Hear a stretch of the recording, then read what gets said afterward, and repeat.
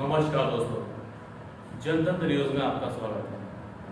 आज हम बात करेंगे किसान अधिकार मंच के राष्ट्रीय अध्यक्ष ऋषि यादव जी से। उस पर बात करेंगे कि किस तरह से किसानों की मदद कर रहे हैं। ऋषि जी, जो आपका किसान अधिकार मंच चल रहा है जी, इसके बारे में बताइए, क्या आपके मुद्दे हैं, किसानों के हित में कैसे आप काम कर रहे हैं, और अगर इसका पार्टी में विस्तार होता है तो उसमें आप कैसे काम करेंगे। नमस्कार जी। पहले जनतंत्र न्यूज के सभी दर्शकों को मेरा नमस्कार। और किसान अधिकार मंच जो चल रहा है वो भी एक संगठन का रूप है, और हम लोग बहुत ज़मीनी स्तर पे काम कर रहे हैं। जो किसानों को लेके, जो किसानों को एमएसपी नहीं मिल पा रही है, और उनको जो धान हो या गेहूँ हो, जो कोई भी फसल हो, और उन फसल का उनको एमएसपी जो निर्धारित मूल्य सरकार के द्वारा होता है वो मूल्य नहीं मिल पा रहा है। कहीं ना कहीं उनको भटकना पड़ता है। जैसे कई दिन कुछ समय पहले मार्च के महीने में सीतापुर मोहाली में ही देखा गया था, बल्कि हर प्रदेश की सभी मंडियों में जो देखा गया है कि पूर्ण रूप से उनको अनाज को ख़रीदा नहीं जा रहा, परेशानी आ रही है। तो कहीं ना कहीं इसमें धांधलीबाजी है, तो इसको देखना चाहिए सरकार को। और किसानों के हित में कैसे मुद्दे चल रहे हैं इस समय, क्या उनको परेशानी हो रही है, फसल बेचने में क्या दिक्कतें आ रही हैं, क्या इसका समाधान है, इसके बारे में बताएं। समाधान की बात तो हम नहीं कह सकते हैं, लेकिन सरकार यदि चाहे तो उनकी एमएसपी मूल्य पर उनका अनाज को ख़रीदा जाए। जैसा कि आप लोग देख रहे हैं, 6 महीने से ज़्यादा समय हो गया है किसान धरना प्रदर्शन कर रहे हैं। 550 से ज़्यादा संगठन, किसान संगठन वहाँ पे धरना प्रदर्शन कर रहे हैं, और अभी तक किसानों की कोई भी मांग को माना नहीं गया है। और ये हम सरकार से एक रिक्वेस्ट करेंगे कि सरकार उन मुद्दों को मान। अगर ये पार्टी में कन्वर्ट होता है तब आप क्या करेंगे। जैसे किसान अधिकार मंच यदि पार्टी में कन्वर्ट होता है तो बिल्कुल निश्चित तौर पे हम किसानों के मुद्दे हुए, बेरोजगारी के मुद्दे हुए, जो पुरानी पेंशन को बहाली को लेकर मुद्दे हुए, और जो आजकल आशाओं महिलाएं भी बहुत ज़्यादा धरना किए हैं और मैंने भी उनको देखा है, उनका मुद्दा हुआ। और जैसे कि देखा जाए तो रोज़गार सेवक हुआ, उसका मुद्दा हुआ। जैसे चिकित्सा को लेकर अगर बात करी जाए तो चिकित्सा का मुद्दा हुआ।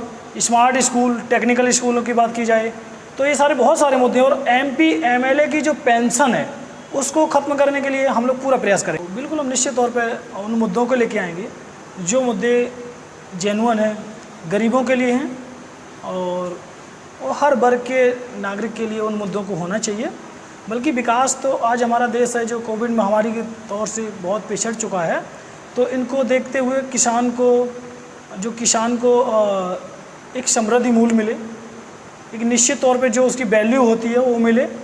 और जहाँ तक कि रोज़गार की अगर बात की जाए तो रोज़गार का मुद्दा देखा जाए तो उनकी बात है जैसे कि आप देखा जा रहा है कि जितने भी संविदा कर्मी हैं, उन संविदा कर्मियों को अगर सरकार परमानेंट कर दे तो बहुत अच्छी बात है। क्योंकि जो आज देखा जा रहा है कि उनकी अगर एज 35 साल से एक्स्ट्रा हो जाती है, ज़्यादा हो जाती है, तो उन एज के कर्मचारी ना घर के ना घाट के, जैसा कहना है, ये एक वो कहीं के रहते नहीं है। क्योंकि उनके पास में ना कोई ऑप्शन रहता है कि वो कहीं अपना फॉर्म अप्लाई कर सकें या कहीं जाके अदर में जॉब कर सकें। तो इससे बहुत ज़्यादा दिक्कतें आती हैं। तो इनको बेरोजगारी को लेकर जितने भी आउटसोर्सिंग संविधाएं हैं, इसको ख़त्म करके और उसे परमानेंट किया जाए। परमानेंट कैसे करेंगे, कैसे उनको आप कहाँ से सैलरी देंगे, कुछ इसके बारे में बताएं। बिल्कुल, आपने बहुत अच्छा क्वेश्चन किया है। इसमें बिल्कुल कहेंगे परमानेंट करने की अगर बात कही जाए तो जिस सैलरी में अभी वो काम कर रहा है, हम उसको उसी सैलरी को देके अगर उसे परमानेंट कर देते तो अति उत्तम रहता है। और यहाँ से जो ठेकेदारी का एक माध्यम है उसको हम ख़त्म कर दें। क्योंकि जो सरकार है वो 10% उसको जो ठेकेदार को जो कमीशन देती है, उस कमीशन को यदि हम उसी एम्प्लॉय को कर देना शुरू करेंगे तो अति उत्तम होगा। और जो एम्प्लॉय होगा, जो वर्कर होगा, उसके लिए भी फ़ायदेमंद होगा। क्योंकि वो उसका 10% जो इंक्रीमेंट लग जाएगा, यदि उसको नीड ना होती तो वो उतने कम पैसों में कैसे काम कर रहा है। कहीं ना कहीं उसको ज़रूरत है, उतने ही पैसे में काम कर रहा है, हम उसे एक्स्ट्रा 10% बढ़ा के कर देंगे तो ये बिल्कुल संभव होगा कि वो उतने में खुश भी हो रहेगा और हम लोगों के साथ में उसकी 2 वक्त की रोटी भी आराम से दिनचर्या चलेगी। लोग आपके साथ जुड़ेंगे क्यों? क्या उनका मतलब क्या लाभ होगा? कैसे जुड़ेंगे? आप टिकट भी देंगे तो क्या उसका क्या मानक रहेगा? अभी टिकट का तो कोई बात नहीं हुई है, सिर्फ एक संगठन को पार्टी में कन्वर्ट करने की बात हुई है, ठीक है। लेकिन हमारा जो मुद्दा है वो ये होना चाहिए कि एक मानक होता है किसी चीज़ का कि जिस पर कोई कानूनी कार्रवाई ना की गई हो। जैसे कि अगर आईपीसी 376 हुआ, 302 हुआ और ये 516 वगैरह, ये बहुत ऐसे संगीन मुद्दे हैं कि 307 करके आते हैं, 302 कर दिया, उसके बाद कोर्ट से विजयी पे आए और कोर्ट से उनको रिलीफ मिल जाती है और उसके बाद वो चुनाव लड़ लेते हैं। तो ये कहीं तक मुझे ठीक नहीं दिख रहा है और इस पर हम लोग विशेष काम करेंगे ध्यान में रखते हुए। अगर हमारी पार्टी अगर चुनाव मैदान में उतरती है तो हम ज़रूर इस पर बात करेंगे कि हम उन लोगों को न टिकट दें, किसान संगठन उनको टिकट ना दे कि जिन लोगों के ऊपर 307, 302, 376 जैसे मुकदमे गंभीर धाराओं में मुकदमे दर्ज हैं। और उसके साथ साथ एक एज का भी तो शेड्यूल होना चाहिए। उसमें जैसे गवर्नमेंट कर्मचारी है 50 से 55 साल में रिटायर किया जा रहा है, तो इनके एक जो राजनीतिक दल हैं वो भी एक अपना एक रूल बनाएं कि 50 साल से ज़्यादा उम्र वाले को टिकट ना दें, क्योंकि अगर गवर्नमेंट कर्मचारी को रिटायर किया जा सकता है तो क्या हमारे जो राजनीतिक दल हैं क्या वो अपनी पार्टियों से उनको रिटायर नहीं कर सकते? क्या उनको रिटायरमेंट नहीं दिया जा सकता है? बिल्कुल दिया जा सकता, कि युवाओं को आने के लिए बिल्कुल युवा ज़्यादा से ज़्यादा जुड़ें और युवा फील्ड में आएँ, क्योंकि युवाओं को आना राजनीति, मुझे नहीं लगता राजनीति गंदी चीज़ है, लेकिन राजनीति करने वाले कुछ गंदे लोग हैं जिनकी वजह से आज जो राजनीति है वो भ्रष्टता में फैल चुकी है, जिसको क्या नाम उसको दिया जाए मैं तो ये नहीं कह सकता हूँ। तो ये बताइए, विधायकों और सांसदों की पेंशन खत्म करने की भी बात कर रहे हैं, ये इसका क्या मामला है? देखिए, उत्तर प्रदेश में लगभग 403 विधानसभाएँ हैं और एमपी भी 73 आते हैं यूपी से, कुछ राज्यसभा सांसद भी आते हैं, लगभग 85 आते हैं यूपी से एमपी। तो उसमें अगर देखा जाए तो 125 करोड़ के समथिंग में पूर्व पेंशन हमारे उत्तर प्रदेश में आती है जो एमपी और एमएलए की है। अगर इसको हम लोग ख़त्म करते हैं, जो कि जनता तो मांग रही है लेकिन वो राजनीतिक दल हैं वो इस पर एग्री नहीं है, क्योंकि अगर वो ऐसा करते हैं तो उनको लगता हमारी पार्टी ख़त्म हो जाएगी। उस पार्टी के चक्कर में इसको ख़त्म ही नहीं कर रहे हैं। और इसको एक बहुत बड़ी समस्या तो ये है कि जो बोलते हैं कि हम समाज सेवा करने आए हैं, तो वो समाज सेवा करने नहीं आते हैं, एक बार चुनाव लड़ते हैं और लाइफ टाइम पेंशन लेते हैं। ये गलत है। अगर समाज सेवा की है, ठीक है, मैं मानता हूँ कि गवर्नमेंट कर्मचारी जब तक काम करता है उसको जब तक ही सैलरी मिलती है, लेकिन राजनेताओं को क्यों ये पेंशन मिलती है, ये बिल्कुल हमारी सरकार से दरख्वास्त है। और इसको ख़त्म करने के लिए हम लोग अपना पूरा प्रयास करेंगे कि इस पैसे को उन बेरोज़गारों को दिया जाए जो बेरोज़गार युवा जो घूम रहा है। आज लगभग 14 लाख के समथिंग लोगों को परमानेंट रोज़गार मिल सकता है इस पैसे से। तो इस पर सरकार को बिल्कुल संज्ञान में लेना चाहिए और सभी पार्टियां आके इसके पक्ष में खड़ी हों और इसका समर्थन करें, तो काफ़ी अच्छा रहेगा हमारी समझ से। कर्मचारियों की पुरानी पेंशन की जो मांग है, क्या आप उसके संबंध में भी कुछ काम करेंगे और उसको कैसे लागू कराएंगे? जी बिल्कुल, ये आपने अच्छा कहा कि पुराने पेंशन को लेके जैसा चल रहा है कि कर्मचारी दिन प्रतिदिन अपना धरना देता है, धरने के साथ साथ में अगर एमपी और एमएलए को जो अगर पेंशन मिल सकती है, तो क्या जो 50 साल सेवारत रहता है, सरकार की सेवा करता है, जनता की सेवा करता है, उसको पेंशन नहीं मिलनी चाहिए? उनका हक है और उनके हक को दिलाने में जहाँ तक हमारी मदद होगी, जहाँ हमारा संगठन काम करेगा, तो जहाँ तक हमारी जनता हमारा साथ देगी, ज़रूर हम उनके मुद्दों को उठाएंगे और उनको पेंशन दिलाना ही नहीं बल्कि उनके परिवार चलना। उनको 50 साल के बाद में जैसे वो रिटायर होता है, अगर बोला जाए तो उनको रिटायर होने के बाद वो जो 2 वक्त की रोटी के लिए काम करता है, उसके पास उस वक्त इस महंगाई के दौर में कुछ बचता नहीं है। शायद गवर्नमेंट जॉब करने के बाद भी जब नहीं कुछ बचता तो उससे कम उस 2 वक्त की रोटी को चलाने के लिए, अपनी जीविका को चलाने के लिए, अपने परिवार को चलाने के लिए उससे पेंशन अति आवश्यक है। इसलिए सरकार से हमारी दरख्वास्त है कि पुरानी पेंशन को जरूर बहाल करें।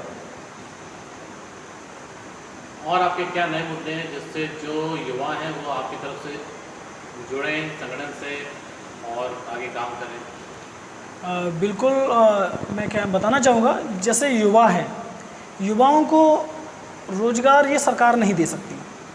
जो अभी तक सरकारें आई हैं, झूठे वादे, कोई 15 लाख की बात करता है, तो कोई 1 किलो घी, 2 किलो दलिया और दूध की बात करता है, कोई प्रेशर कुकर की भी बात करते हैं। तो उनको ये समझ में आना चाहिए कि युवाओं को 2 वक्त की रोटी की ज़रूरत है, उस प्रेशर कुकर और दलिया की ज़रूरत नहीं है। लोगों को स्मार्ट स्कूल की ज़रूरत है और टेक्निकल स्कूल की ज़रूरत है।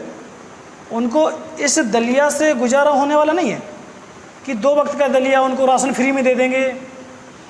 ये मुझे नहीं लगता कि जनता के लिए उचित कदम है।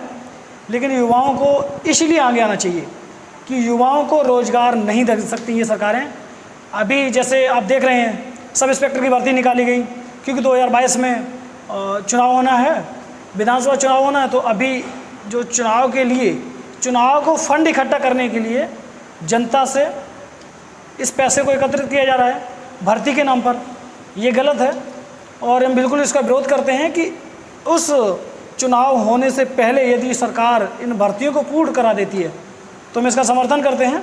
अगर पूर्ण नहीं करा पाती है तो क्या ये लिखित में देंगे कि जो हमने फॉर्म को अप्लाई कराया है वो हम बहुत जल्दी से जल्दी कराएंगे?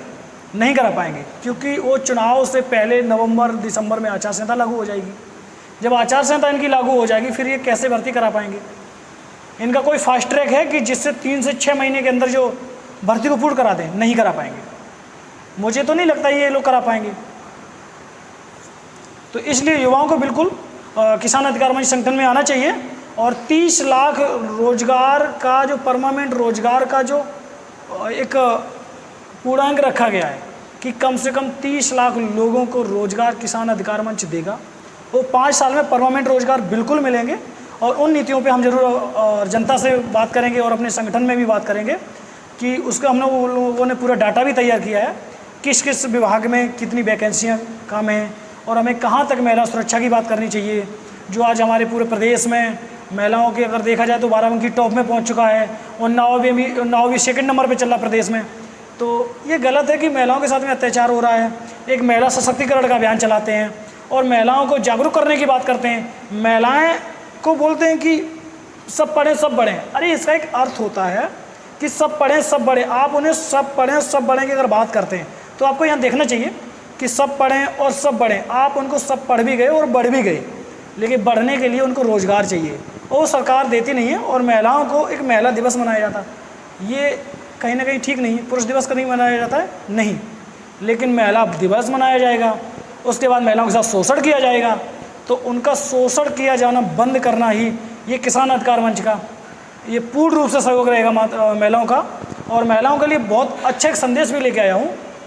वो संदेश ये है कि किसान अधिकार मंच की यदि वो पार्टी में कन्वर्ट होती है, ये किसान अधिकार मंच का संगठन अगर पार्टी में विलय होता है, एक पार्टी बन के खड़ा होता है, तो किसान अधिकार मंच महिलाओं को बीएड बीटीसी तक, जिसे अब डीएलएड नाम दिया गया है, डीएलएड तक मुफ्त शिक्षा और प्लस रोडवेज में किराया भी मुफ्त किया जाएगा।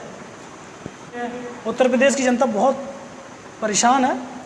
जितने शिक्षक शहीद हुए उसको हम विनम्र श्रद्धांजलि देते हुए लगभग 1361 लोगों को एक्सपायर बताया गया है। जैसे कि कुछ शिक्षक संगठन हैं उन्होंने बताया इसको, और मैं उनको ज़रूर कोविड की महामारी से ही वो एक्सपायर हुए हैं, तो उनको 5-5 लाख रुपए प्रति उनके घर को, उनके परिवार को जो आश्रित है उसको एक नौकरी सरकार ज़रूर उनको मुहैया कराए। सफाई कर्मचारियों को कभी छुट्टी नहीं मिलती, उन सफाई कर्मचारियों को कभी कोई महामारी हो, कभी कुछ उनको कोई सरकार कुछ उनको ना इंश्योरेंस कराती, ना उनको अधिक सैलरी देती है और उनको भी ठेकेदारी में रखा जाता है।